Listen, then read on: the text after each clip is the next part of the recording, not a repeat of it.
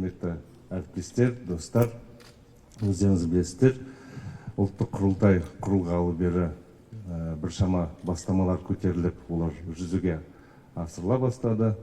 Әр құрылтайда бізде 100-ге жуық бастамалар көтеріледі. Осы құрылтайдың талқылау барысында әр құрылтай отырысынан кейін біз арнайы жоспар қабылдаймыз.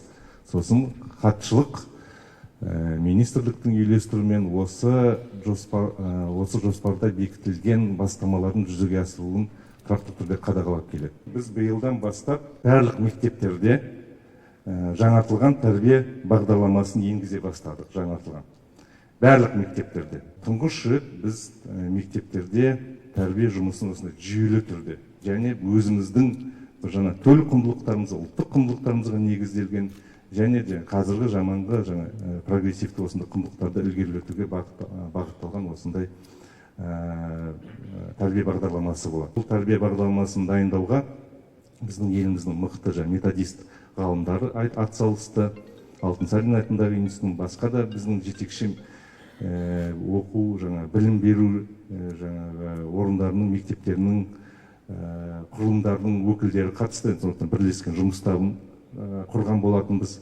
Биылдан бастап, 1 қыркүйектен бастап бұл тәрбие бағдарламасы барлық мектептерде енді. Бұл тәрбие бағдарламасы енгізу әрине бірден өзінің нәтижесін бере қоймайды. Ол бір жыл емес, тіпті бірнеше жыл керек. Тіпті былай шындығын айтатын болсам, бір буын алмасу керек, бірақ бұл жұмысты бастау керек еді. Біз осы уақытқа дейін мектептерде негізін білім беру мәселесімен айналысып келдік. Осыған басымдық беріп келдік. Бірақ тәрбие жұмысы енді ұмытылып қалды деп айтпаймын, бірақ үлкен тұрақты түрде, жүйелі түрде басымдық берілмейді. Сондықтан тәрбие бағдарламасының енгізілуі бұл үлкен біз үшін маңызды жұмыс.